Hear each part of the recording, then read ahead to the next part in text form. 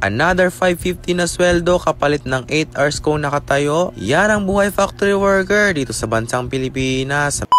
What's up sa inyo mga pogi? Panibagong araw, panibagong video naman tayo. At ngayong araw nga pala pag-uusapan natin kung magkano nga ba ang sinasahod namin sa 8 hours na tinatrabaho namin dito. Sa mga nagtatanong kung saang bansa ako, nandito nga pala ako sa bansang Pilipinas. Gaya na sabi ko kanina, kapalit ng 550 mo na sweldo ay kapalit ito ang 8 hours mong nakatayo. Sumasahod nga pala kami dito ng 2 beses sa loob ng isang buwan, ng A5 at A20. Bihira nga lang kami makasahod ng malaki ngayon dito kasi nga wala kaming overtime ngayon. At dahil mababa lang ang sahod namin ngayon, na huwag na kayo mag-expect kung ano pa nga bang mangyayari sa pera namin. Tanging pinagdadasal lang namin ngayon ang bumalik ang company namin sa kalakasan. Dahil sobrang hirap nga naman talaga mag-budget ng gantong klaseng pera pag wala kami mga overtime. Dahil na rin sa dami ng gastusin at bayarin, lalo-lalo na ang pang-budget sa pang-araw-araw. Minsan talaga kailangan natin pagdaanan ng gantong senaryo sa company. Dito nga kasi sa bansang Pinas ay kailangan nyo magtipid pag gantong klase ng pasok nyo araw-araw. Pero bago ang lahat, kung gusto mo ng gantong klase mga video, buhay factory worker dito sa bansang Pinas ay paki-like and share at follow na rin ako. At back to topic na tayo mga pogi. Sa ganitong ang klase mga pabrika, kailangan mo maging handa mga pogi. Dahil hindi mo aasahan na mawawalan kayo ng OT anytime. Pero dito sa company namin, hindi ko pa naranasan yung mawalan kami ng overtime sa loob ng isang buwan. Nagkakaroon mo kami ng walang overtime mga 1-2 linggo lamang. Kaya thankful pa rin kami dito sa company namin at hindi kami pinapabayaan pagdating sa overtime. Pero bago tayo magpatuloy, meron naman akong katanungan sa inyo. Kung ikaw ay isang factory worker, maaari mo ba share sa akin kung ano pinakamahirap mong pinagdaanan sa buhay pabrika? At kung ano yung pinakamahirap na pinagdaanan mo, maaari mo bang i-comment yan sa comment section para magbigay kaalaman na rin sa kagaya ko factory worker sa panahon ngayon. At dito nga sa bansang Pinas mga pogi, kailangan mo tibayan ang loob mo kasi nga malayo ka sa pamilya mo. Mahirap man ang buhay dito sa bansang Pinas mga pogi, pero pilit pa rin namin kinakaya dahil kailangan nga namin kayanin para sa aming mga pamilya.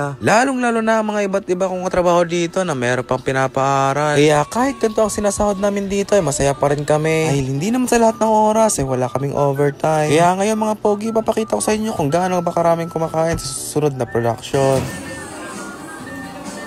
Hi. Hoy. Pangita na sila.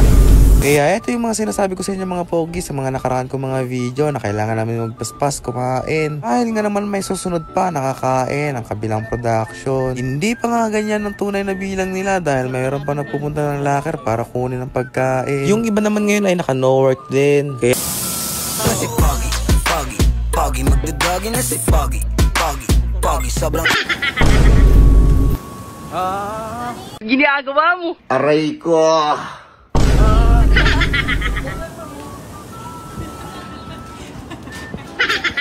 ganito nga pala kadami ng tao dito pag oras ng break time kasi nga kukuha ng mga pagkain ng mga iba dito para kumain sa kantin. Yung iba naman ay doon na bumibili sa may kantin. Shout out sa'yo, Jay.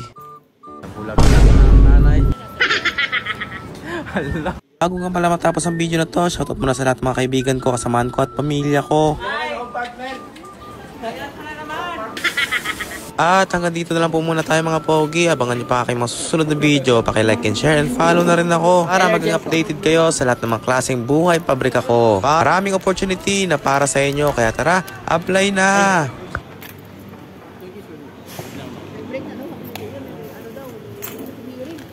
Sila Sir Lester.